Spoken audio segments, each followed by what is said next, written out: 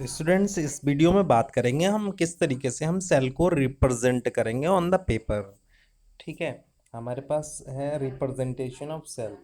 ठीक है, हम यहाँ पर सेल को किस तरीके से रिप्रेजेंट कर रहे हैं।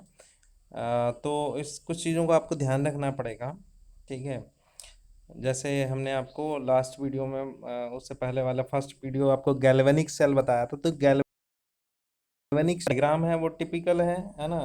देखिए, ये आपका गैल्वेनिक सेल है। ठीक है, तो गैल्वेनिक सेल, अब ये पूरा का पूरा डायग्राम है। ठीक है, लेकिन अब इसको हमें, इस सेल को हमें रिप्रेजेंट करना है। ठीक है, तो पेपर पर हम किस तरीके से इसको रिप्रेजेंट करेंगे उसे हमें समझना है। तो देखिए, रिप्रेजेंटेशन के लिए आपको ये चीज़ आपको याद रखनी पड़ेगी। ठीक है, इस चीज़ को अगर आपको याद रखेंगे तो आप सेल को रिप्रेजेंट कर पाएंगे।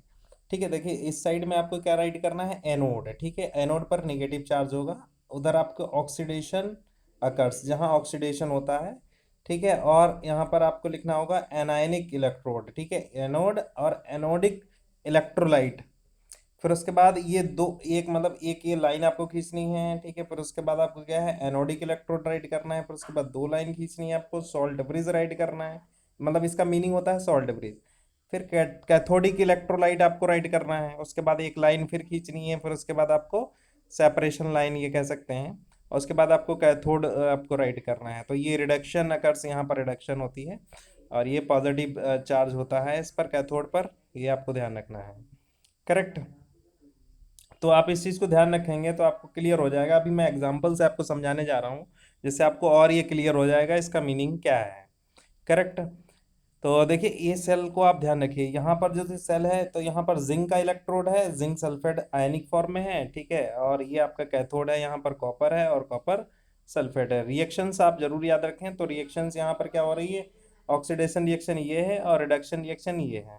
ठीक है, तो दोनों आपको रिएक्शंस याद रखनी है। अब देखिए, मैं इसी सेल को रिप्रेजेंट करके बता रहा हूँ कि ये डेनियल सेल है। ठीक है, अब इस डेनियल सेल को कैसे रिप्रेजेंट करेंगे। तो देखिए, हमने क्या किया, सबसे पहले एनोड राइट करना था। तो एनोड क्या है, देखिए जेड एन हमने राइट कर दिया है। ठीक है, क्योंकि इस साइड में आपने देखा है यहाँ पर जेड एन है। ये देखिए, ठीक है, इस रिएक्शन को याद रखिए। तो एनोड पर आपका जेड एन है। एनोड, एनोड क्या है आपका, जेड एन, ये एनोड है। करेक्ट, जिसका बना है, जिस मेटल का, वो राइट करना है। उसके बाद आपको क्या राइट किया है, ये सॉल्यूशन में देखिए एनोडिक इलेक्ट्रोलाइट है। इलेक्ट्रोलाइट यहाँ पर जेड एन आयन के फॉर्म में बन रहा था, यानी जेड एन से किस में कन्वर्ट हो रहा है, जेड एन टू एन। ठीक है, तो ये यहाँ पर हो गया आपका एनोडिक इलेक्ट्रोलाइट। ठीक है, ये आप राइट कर दीजिए। और इसके साथ साथ क्या होता है, इसकी कंसंट्रेशन भी राइट की जाती है। ठीक है, तो ये लिखा हुआ है C1। क्या लिखा है, C1। C1 का मतलब है कंसंट्रेशन वन।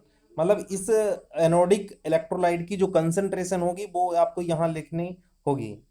ठीक है, फिर उसके बाद आपको डबल सेपरेशन लाइन यहाँ पर इस तरीके से टू पैरेलल लाइंस दिखानी है, जो किसको रिप्रेजेंट करेगा, सॉल्ट ब्रिज को रिप्रेजेंट करेगा। यानी ये वाला जो लाइन है इसको रिप्रेजेंट करेगा सॉल्ट ब्रिज को। कौन, ये टू सेपरेटेड लाइंस। ठीक है, टू पैरेलल लाइंस। फिर उसके बाद आपको क्या है, कैथोडिक इलेक्ट्रोलाइट राइट करना है। तो कैथोड पर इलेक्ट्रोलाइट की तरह वर्क क्या कर रहा है, ये आपका कैथोड था। ठीक है, तो कैथोड में ये कॉपर सल्फेट यहाँ पर वर्क कर रहा है, यानी Cu2+। ये आपका कैथोडिक इलेक्ट्रोलाइट की तरह वर्क कर रहा है, तो ये हो गया। फिर उसके बाद आप राइट करेंगे इसकी कंसंट्रेशन, यानी C2। ठीक है, C2 क्या है, इसकी कंसंट्रेशन। फिर उसके बाद एक सेपरेशन लाइन दिखानी है यहाँ पर, और उसके बाद ये क्या है, कैथोड लिखना है। कैथोड यहाँ पर किस चीज़ का है, ये कॉपर का है, इसलिए यहाँ पर क्या राइट कर देंगे, कॉपर राइट कर देंगे। ठीक है, तो ये हो जाएगा CU।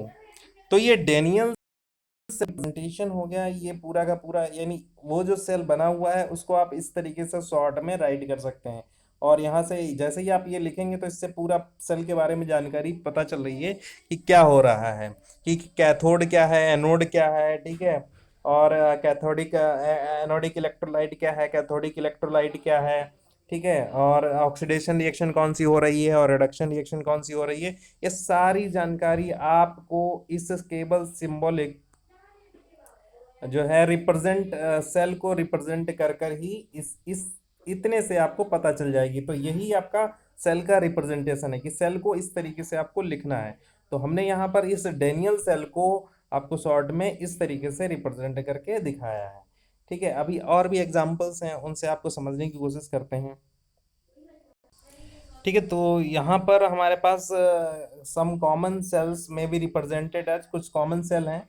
तो एक सेल है कॉपर सिल्वर नाइट्रेट सेल, ठीक है, वो डेनियल सेल हमने रिप्रेजेंट करके बताया। अब ये है कौन सा सेल है, कॉपर सिल्वर नाइट्रेट सेल है।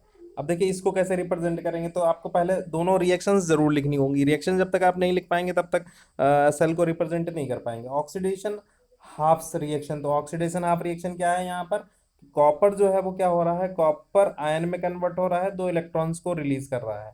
और रिडक्शन हाफ रिएक्शन में क्या है, जो Ag2+ है, ठीक है, यहाँ पर Ag होगा 2+ फॉर्म में, वो क्या करेगा, दो इलेक्ट्रॉन्स को गेन कर 2Ag फॉर्म कर रहा है।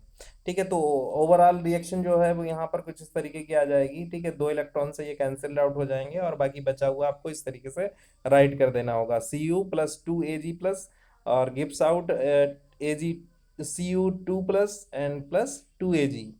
ठीक है, इस तरीके से यहाँ पर ये रिएक्शन होगी। अब देखिए सेल को कैसे रिप्रेजेंट करना है, तो ये देखिए सेल बन गया यहाँ पर। सेल के लिए आपको क्या करना है, तो सबसे पहले इस साइड में कौन सी चीज आपको राइट करनी थी, ठीक है, इधर राइट करना होता है ऑक्सीडेशन रिएक्शन। ठीक है, तो ऑक्सीडेशन क्या हो रहा है, कॉपर जो है वो कॉपर आयन में कन्वर्ट हो रहा है।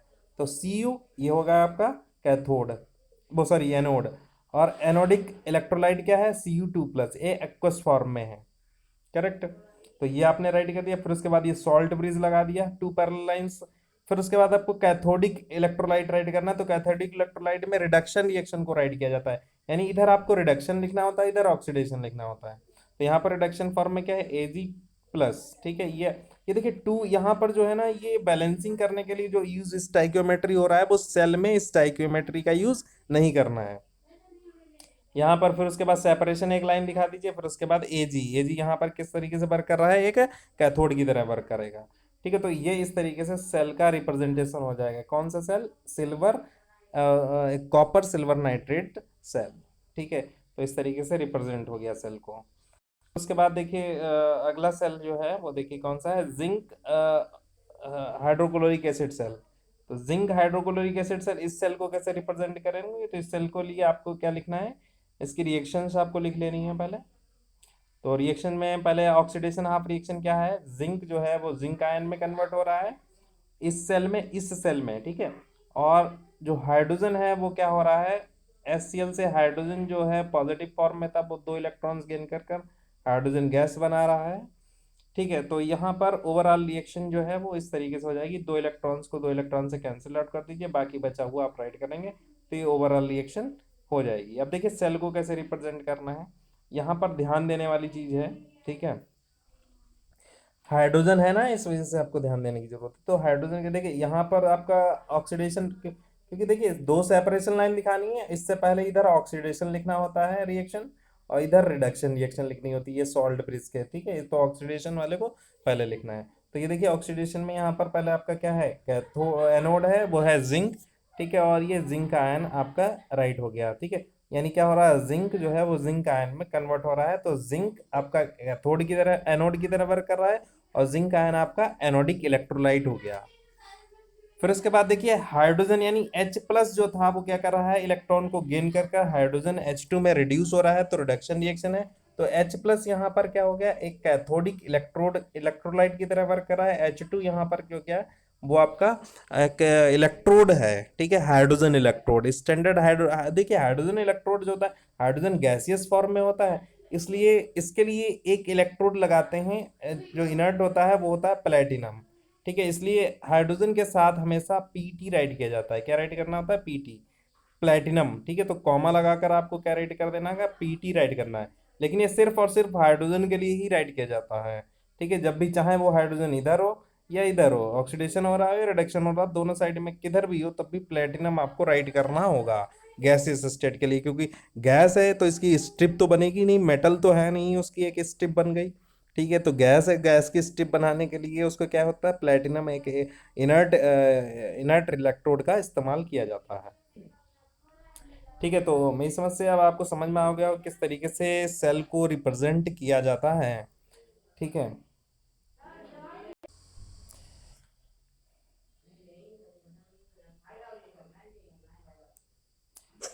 सब्सक्राइब कीजिए, बेल आइकन दबाइए, लाइक एंड शेयर ज़रूर कीजिए। मिलते हैं नेक्स्ट वीडियो में नेक्स्ट टॉपिक के साथ। Thank you.